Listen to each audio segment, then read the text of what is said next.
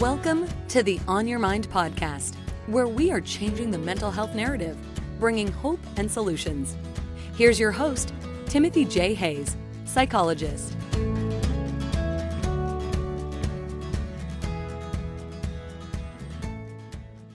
Hally Brooke is the founder and CEO of Nourished Coaching. She is a certified functional medicine nutrition counselor and a nationally board-certified health and wellness coach. She's also a Fox 21 fitness and nutrition expert and a fierce industry advocate. She has built a thriving nationwide functional medicine health coaching practice based on her own personal experience, that of overcoming serious gastrointestinal issues, including IBS and SIBO. And her education and training all put her in a place where she has built a program that works with clients in all key areas of wellness, including movement, nutrition, mindset, resilience, relationships, and self-care. Hally's mission at Nourished Coaching is to make the life-changing power of health coaching accessible to every single person in the United States as a start.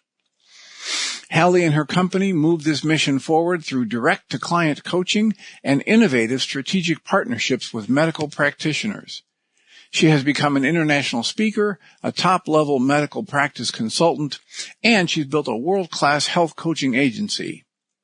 What inspires her to do this work every day is getting to see her clients move from illness to health and then from health to wellness, thriving in their lives and finding their own internal motivation to live nourished. Well, Hally, welcome. Thank you so much for joining us.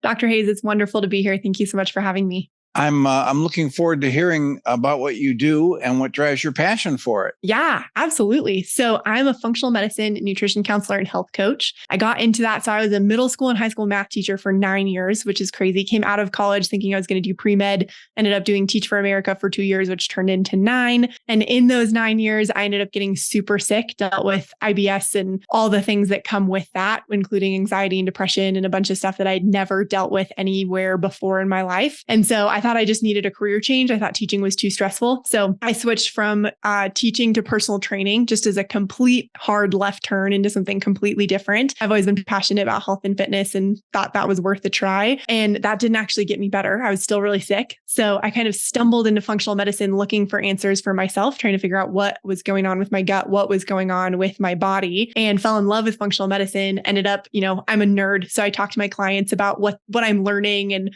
all of these things. And it was my clients who went, Hally, you need to go back to school. So I went back to school. Yeah. I was like, okay, cool. Thank you. So I went back to school in the end of 2019, beginning of 2020. So right during the pandemic, great time to get into functional medicine, got a degree in health coaching, got a degree in nutrition, and kind of pivoted my personal training practice to an individual health coaching practice and nutrition counseling practice. And that exploded because everyone, especially during the pandemic, was looking for kind of alternative health stuff. And 88% of Americans deal with gut health that affects other parts of their body. And so my business exploded. And so we are now both an international company that works with people in their gut and their mental health. And then we're also a health coaching agency. So we plug health coaches into medical practices to help doctors serve their patients with an even more hands-on touch. Wow, that's a fast outline. When you mention the gut and mental health, my hunch is most people listening to this don't see a connection. A lot of people don't see a connection. Yeah, you're right. So how do you start introducing people to that and talking about it in a way that can help them make sense of it? Yeah, great question. So a lot of people have heard of this gut-brain axis, this thing that sort of connects our guts to our brains. And so I teach people about the gut-brain axis in a couple different ways. But one of the things that we talk about a lot is how depression is really kind of actually brain inflammation. We now know that depression is typically brain inflammation. And so we say, okay, if depression is brain inflammation, then where does inflammation come from? Well, inflammation comes from some sort of chronic immune reaction to something. So it's either coming from a infection, someone who's dealing with Epstein-Barr disease, or someone who's dealing with COVID, or someone who, just has a really poor immune system and is struggling in that way. Or it's coming from gut permeability. And so we say, okay, well, how does gut permeability link to inflammation, which then links to anxiety and depression?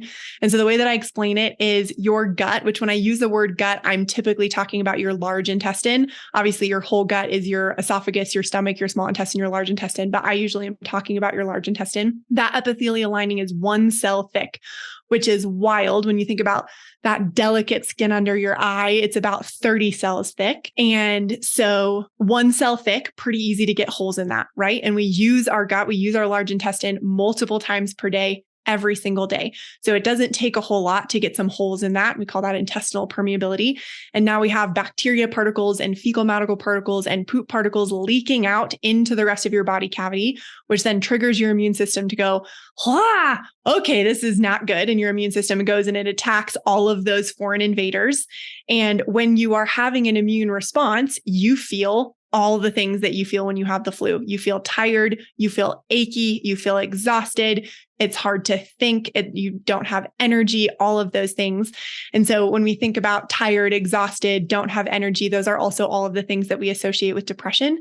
And so what we've learned is that depression specifically is typically a 2-tier front. There's the psychological piece, which comes from trauma and past experiences and the way that we're interpreting our world. And we really need counseling and cognitive behavioral therapy and DBT for that. And then there's the internal world, which is we need to get your inflammation under control so that your brain is not inflamed, so that you actually can deal with whatever is going on in your life. And so we get that inflammation under control. We get your gut permeability solved so that you don't have a leaky gut anymore. And those two together solve depression and anxiety most of the time. So when we're talking about the gut-brain axis, that's kind of how I show it to people, how these two things are so tightly linked. I would think some people understand. I've heard a lot recently about how certain basic foods aren't really foods, like sugar and white flour. I know a lot of people think in terms of, if they've heard anything about this leaky gut, and they think simply in terms of, I've been eating the wrong kinds of things and now I've got leaky gut and now I'm screwed and there's nothing that can be done. And so when you have somebody who has that kind of an approach, where do you begin with them to give them hope? Yeah. So I talk about a broken arm. So I say, if you broke your arm, you would put it in a cast for 6 weeks, you wouldn't use it and your body would heal it, right? Like everybody who's in that spot of, oh, my gut is leaky can understand that. If I break my arm, I put it in a cast, I don't use it, it heals, right? So I use that same thing. I say, okay, you have a broken gut. So what we need to do, your body is designed to heal. It will heal itself if we give it the nutrients and the time and the space to heal. That's what your body is designed to do. And it's so amazing, even as medical practitioners, you and I, like, really, we're just putting people in the best position to heal. No matter how amazing we are as medical practitioners, we are just setting people up to be able to heal. And it's actually their body that's doing the healing for them. So I say, if you have a broken arm, you put it in a cast for 6 weeks, it heals, we do some physical therapy, and we're good to rock and roll. Your gut's the same way, except that I can't put your gut in a cast for 6 weeks and not feed you because you die. So how do we do this? Well, we eliminate anything that's causing that inflammation. So we remove anything that could be making those holes worse. The second thing we do is we use a couple of really specific targeted micronutrients and phytonutrients and supplements, basically to act like a Band-Aid over that gut lining. We increase the mucosal lining and we create a barrier between your gut epithelial lining and what's going on in your gut. Just like if you have a cut on your arm, you put a Band-Aid over it. The Band-Aid doesn't make you heal. It just lets you heal. So you're not ripping the scab off every time. So we use things like L-glutamine and aloe vera and stuff like that to do that. And then we use specific probiotics. When I say probiotics, people typically think of bacteria, but we actually use some really targeted yeasts and fungus that are not killed by antibiotics to help kind of repopulate that lawn of bacteria, so to speak, in your gut. And then we feed that lawn with prebiotics. That takes anywhere from 30 to 120 days, depending on how broken someone's gut is, and then they're fixed. We have clients who come to us all the time who have done a food sensitivity test, and the list of things that they can't eat is 3 times longer than the list of the things that they can eat, and they think that that's forever. And really, those intolerances, they're not allergies. Allergies are something very different, but those intolerances are a sign that you have leaky gut. And as soon as we get all of that food to stay in your gut, you no longer have those intolerances because your immune system isn't attacking them. So that's a long answer to say, if you have a broken gut, we treat it just like we heal a broken arm. We put your body in the best position that we can, and we let your body do what your body does best, which is heal. And so you said things like aloe vera and L-glutamine as like, you made the analogy that that's like the Band-Aid. They somehow create a protective barrier. And then you feed it with prebiotics and then eventually probiotics. And during that period of time, what kind of a diet or restrictions is a person on? Are you simply adding some of those things to what they were already eating, or do you put them on a very restrictive diet? Yeah, that's a great question. So that's where we take off nutritionist hat and put on health coach hat. The ideal is that someone would do a 30 to 60 day elimination food plan, which is we cut out gluten, we cut out dairy, we cut out sugar, we cut out caffeine, we cut out corn, we cut out soy, we cut out any of those things that are higher probability foods of causing inflammation. The thing is, we're humans, and our human lives look different day to day. And so if I say that to a mom of 3 whose husband is deployed, and I say, I need you to cut out everything that you normally eat, she's going to freak out, and she's not actually going to be able to do that. And that is probably going to cause more damage than leaving those things in, because the stress of cutting those things out is going to be a nightmare. So we're going to say, okay, here's the ideal of what we would remove so that we can heal. What in this list do you feel like you can remove? And she says, okay, this. We say, great, we're going to do that. And then we have, the other end of the spectrum where someone has been so sick for so long that cutting those things out, they're already 2/3 of the way there anyway. And so we're just going to cut it out, and that will help you heal faster. The more you can follow that elimination food plan, the faster you will heal. Just like you can heal a broken arm by putting it in a sling and not in a cast, and it will heal. It will just heal a little bit slower because you're still moving it. You're still causing some stress, but it's still going to heal. We say that we have an expert to expert approach in our practice. You're the expert in your body and your life, and we're the expert in nutrition and lifestyle. And so we're going to come together as an expert to expert approach versus, me being the expert and you being the peon, and me saying you have to do this and you saying you can't. We meet our clients where they're at, and that might mean that healing takes a little longer, but it will happen. Excellent. So diet specifically, do you talk to people about specific foods that are better for brain health? Oh yeah, absolutely.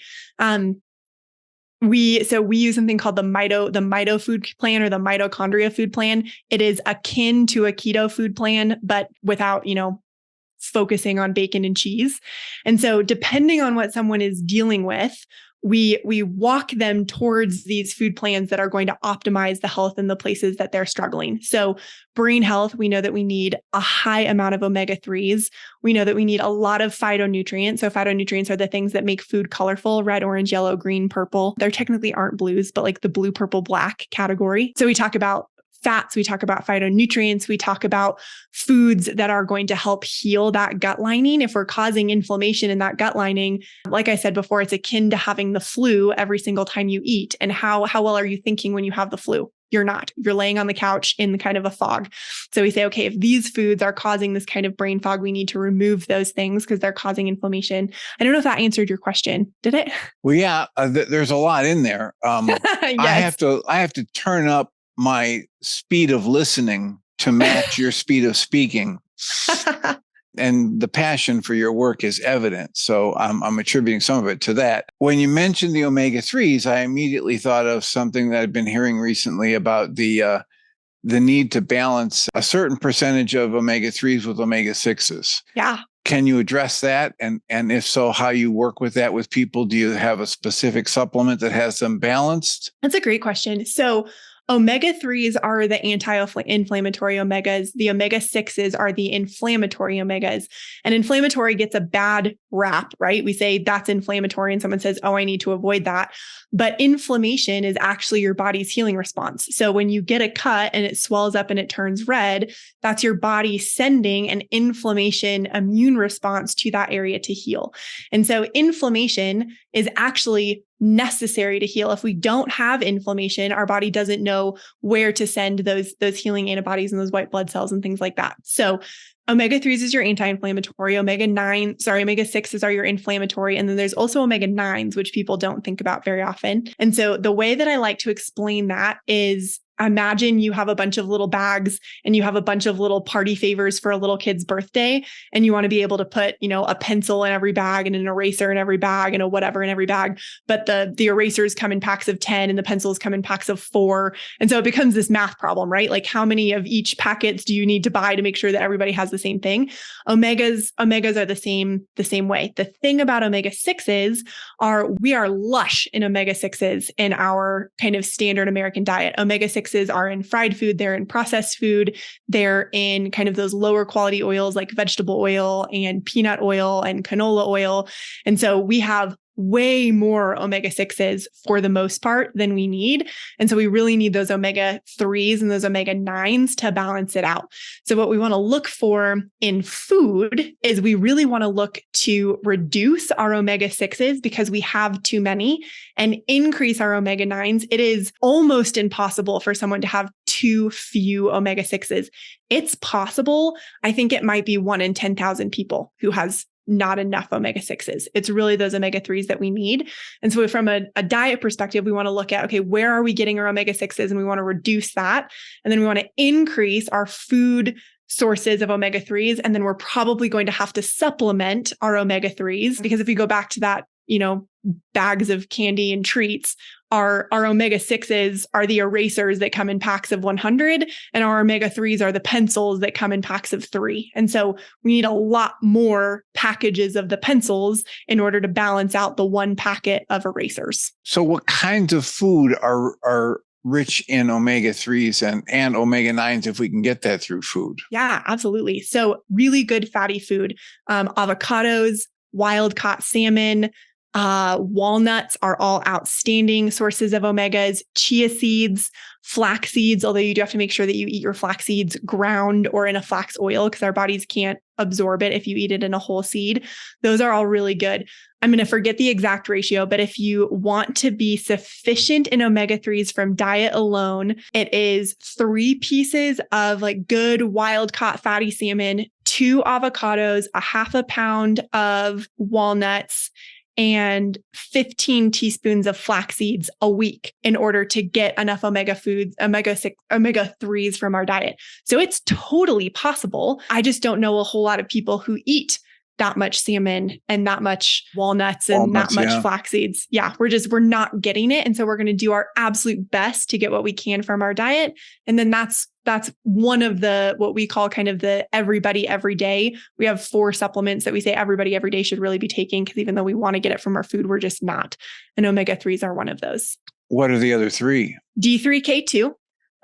Super crucial. Anybody north of the 38th parallel is deficient in vitamin D from October to May, no matter what we do. And then the majority of people, especially people who work an office job and aren't, outside gardening all day, are deficient all year long. And D3 is so crucial. So D3K2 is one. Magnesium is the second one. I think the most recent stat from NCBI said that 87% of Americans are deficient in magnesium, and magnesium is required for 300 plus different functions in our body. So if we're deficient in magnesium, nothing is working right. And ideally, we should be able to get that from food, but with industrial farming and synthetic fertilizers and all of this, our food is so deficient in magnesium, we're not going to get it. So D3, magnesium, omega-3s, because we're just not getting it. And then we say phytonutrients. So again, phytonutrients are those things that make food colorful and we're just not getting it. So we, love things like powdered greens or Juice Plus or some of these other things that are encapsulating fruits and vegetables that are organic. That's super important. And getting them into our bodies because we just don't eat enough color. Got to eat your color. Got to eat your color. Eat the rainbow. just not Eat the Skittles, rainbow. eat the actual rainbow. So what about, now you've talked about, the brain functioning and inflammation and depression. What about people who have a real ongoing issue with anxiety? Absolutely. So we talk about anxiety the same way we talk about depression. There's a psychological piece of it, and then there's also a body functioning piece of it. That psychological piece are things like the way that we process our thoughts, our own internal kind of processing of the world, whether we have, a negative interpretation or a positive interpretation, and how we really take control, take captive our own thoughts. It's also about trauma and anxiety and the things that have happened in our past that have defined how we relate to the present. All of those things are absolutely real causes of anxiety and very real places where therapy and counseling and all of these kind of therapies can help. And then there's the physical piece of that, so anxiety is typically a cortisol response, right? It's a stress response to opening our email or checking our phone or going out into a social event that is triggering in our body the exact same response from our ancient human selves that tell us to run away from a saber-toothed tiger. That's what is physically happening in your body as a cortisol response. And so what we want to look at is in your body, how can we reduce that cortisol response so that, if your cortisol is normally here, we want to get it to here, lower. So our normal cortisol is lower. So when we are in a situation that is a little nerve-wracking, we're maybe uncomfortable, we're dealing with anxiety, we now have some room to work instead of overflowing that cup. That's kind of the layman's term. So how do we do that? Well, the first thing we need to do is we need to figure out how your cortisol is functioning. Ideally, cortisol should spike in the morning, and then it should decrease slowly throughout the day with a little bit of a spike in the afternoon, and then it should be the lowest when we go to bed. People who deal with chronic anxiety, a lot of times that cortisol map is completely flipped. They really struggle to get up in the morning. It's hard for them to wake up. Their cortisol kind of slowly increases throughout the day. And then when it's time to go to bed, or maybe they have gone to bed, but then at 2 or 3 in the morning, they're waking up and they're freaking out. That is that cortisol map. So the way that we do that is we do that with some herbs and supplements that help your body regulate that cortisol level. So things like ashwagandha and holy basil that help your body regulate. We do that by decreasing inflammation, because inflammation is a cortisol response, right? Same thing back to if you jump off a swing and break your arm, your body is immediately in fight or flight response. And so if you have inflammation going on in your body from gut health or poor diet or something like that, your body is constantly pumping cortisol into your body, trying to regulate that immune response. So we have to get that immune response decreased. And then we have to work on some of those lifestyle factors like exercise, like what you're eating, like are you taking care of your thyroid with selenium and iodine so that your body is supporting you from the inside out. A lot of times people think that anxiety is just a mental issue. Like it's just all in my head, and it's not. It's actually probably 90% from your neck down and maybe 10% in your head. Well, and of course, the sleep deprivation as a fundamental process that feeds a lot of these other things.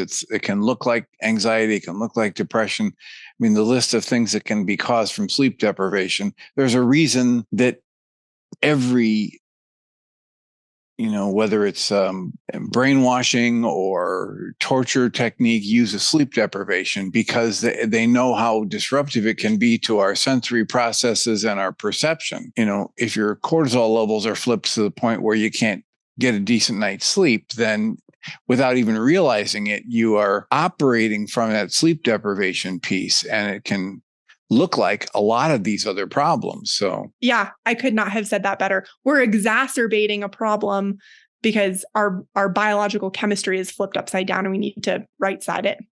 And I should mention that every time I've been told about and done research on, or been told by a medical doctor about a sleep aid, I've never encountered a sleep aid that didn't have as a side effect of long-term use that it causes insomnia. And yeah, go ahead. So they were only ever designed to be a short-term thing to break a cycle and then allow the person to start sleeping. But if you keep taking them, they cause the very problem that you're trying to get rid of. Exactly. And a lot of times sleep deprivation, I mean, it's a cortisol issue, but a lot of times it actually has to do with a magnesium deficiency as well. Taking magnesium is one of the first things that we do when someone is dealing with anxiety and insomnia, because if you don't have enough magnesium, your body cannot unwind.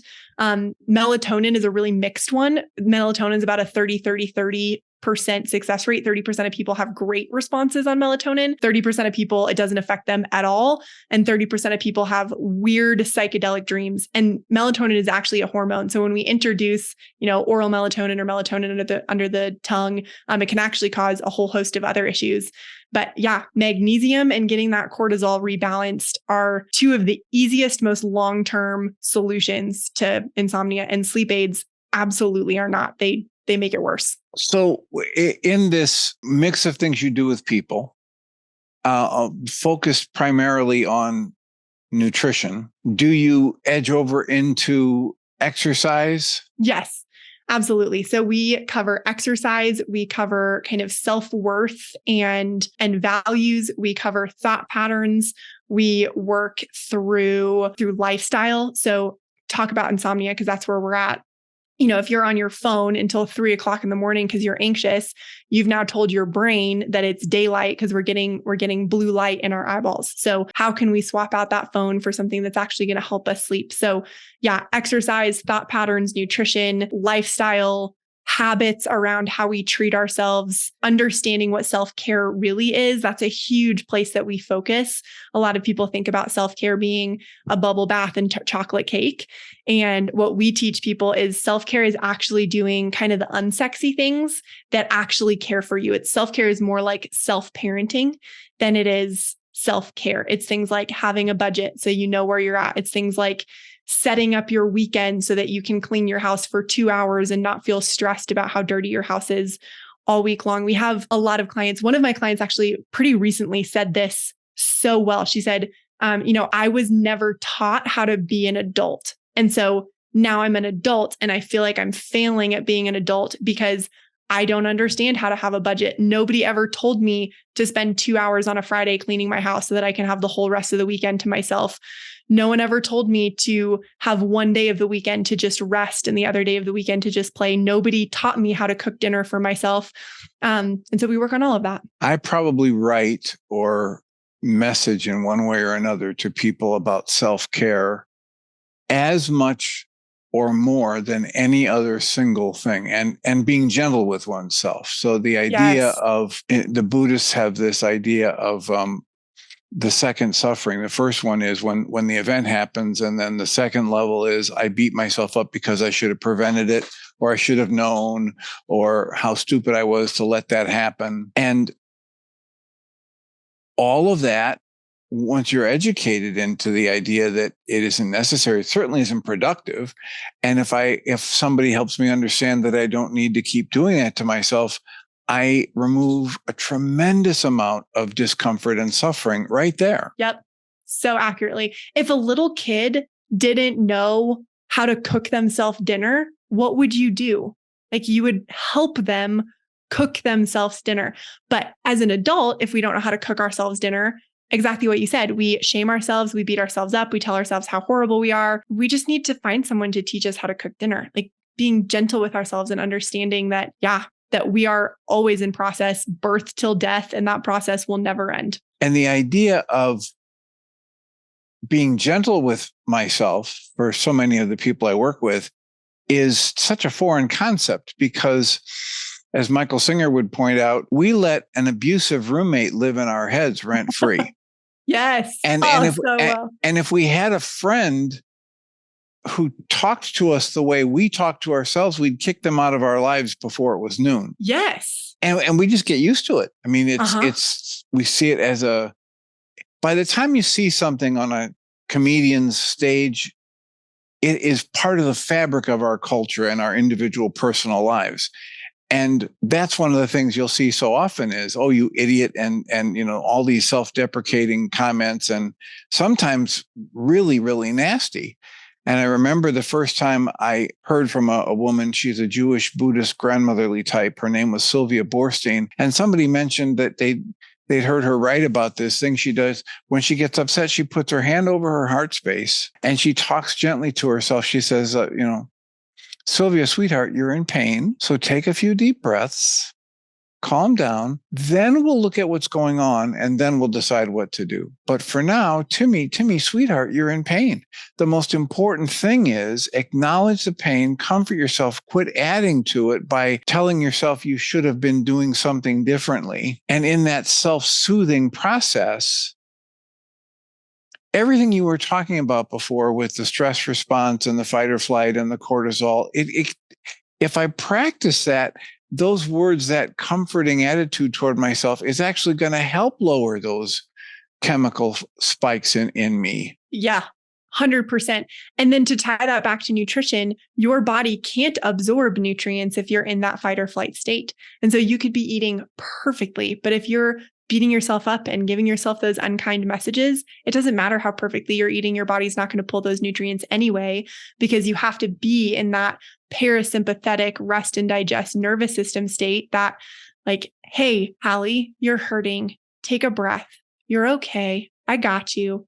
We're all right. And then everything works from there. And I teach people a simple pattern of breathing to try and initiate that parasympathetic, that rest and digest response.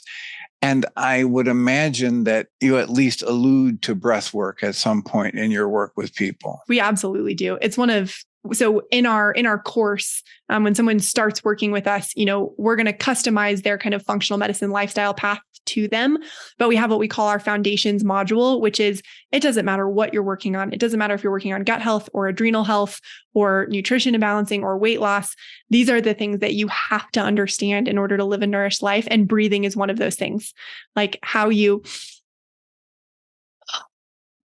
fill your stomach, not your chest. And people who have anxiety tend to breathe in their shoulders a lot instead of in their belly. That stimulates that vagus nerve. That is one of the absolute foundations of health and wellness and living a nourished life. If we think about this, and if you just get centered for a minute and take a breath and think, okay, here's all of this stuff we've talked about so far. Is there something we've already mentioned you want to go back and highlight, or is there another aspect of your work we haven't even touched on yet that you want to bring up? Oh, that is such a great question. I think it's this, which we really have already touched on, but to reiterate it and maybe reframe it in a different way, whether it's mental health or trauma or whatever, or it's physical health, how you have been eating, what has happened to you is not your fault, but what you do with it is your responsibility. If you have been eating a Midwestern diet of casseroles and you feel really sick, that's not your fault. That's what you were taught. But learning how to fuel yourself in a way that is going to heal you and help you grow and move forward, that is your responsibility. Healing from trauma and abuse and all of those things, that is not your fault. But getting into counseling, finding someone who can help you heal from the inside out, that is your responsibility. And one of our phrases at Live Nourished Coaching, we say healed people heal people. Obviously that comes from the hurt people.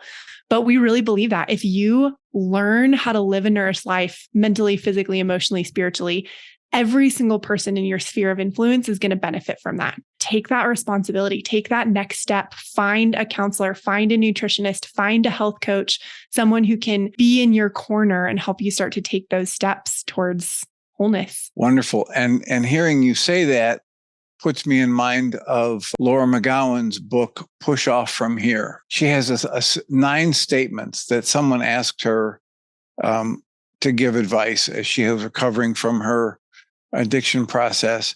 And she went through a whole bunch of things, but then she said, if all of that is too much, here's a list of 9 things that I needed to hear and I still need to hear. And I won't even try to recite all 9 of them, but her second book is Push Off From Here. It takes those 9 things. She mentions those in the first book. And in the second book, she spends time expanding on each of those 9 things. And one of them is, it's not your fault. And the other one is, it is your responsibility. You might enjoy that book, Push Off From Here by Laura McGowan, or getting in touch with her. I'm sure in all of her work, We Are the Luckiest was her first book. The Luckiest Club is the support group that they run online these days. But those 9 statements, I'm sure you would agree with all of them, are available, even if you don't want to access the entire book. So let us know if people want to reach out to you. What's the best way to have them contact you? Yeah. So our website, we have a button to book a free consult. So www.livenourished.coaching, LIVENOURISHED coaching.com. We do a free consult, and our goal in that free consult is to help you take the next step in the right direction. So that might be an invitation to work with us. That might be a referral to a practitioner that is exactly who you need. We have a list of 60 plus practitioners that we refer out to all the time. Or that might be a, hey, go try this for 3 months, come back and tell me what to do. So if you don't know where to start, or you've gotten to a point that you've hit a wall and you don't know what to do next, I would love to talk to you. Just book a free consult and we will help walk you through where you're at and where to go. All right. Well, I thank you so much for taking time to share with our audience, and I wish you all the best. Thank you so much, Dr. Hayes. Thank you for having me on. It's been an honor. Hally Brooke is the founder and CEO of Live Nourished Coaching. She is a certified functional medicine nutrition counselor and a nationally board certified health and wellness coach. She's also a Fox 21 fitness and nutrition expert and a fierce industry advocate.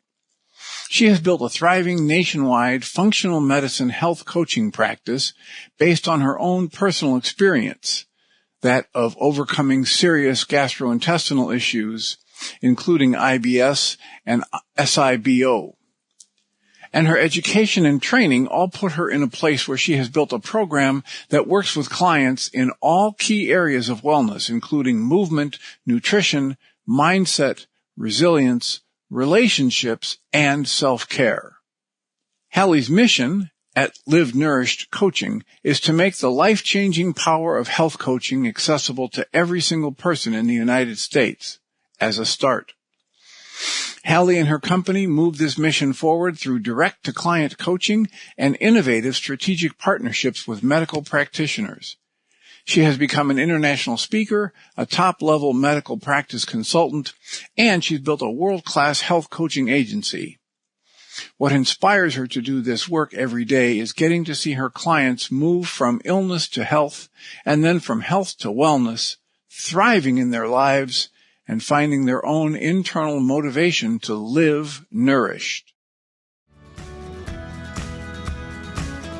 You've been listening to the On Your Mind podcast, offered by Journey's Dream, where we support people through mental health challenges to a place of true and lasting well-being. If you love our show, we invite you to visit onyourmindpodcast.org to join the conversation, access the show notes, and discover our helpful resources. Thank you for listening.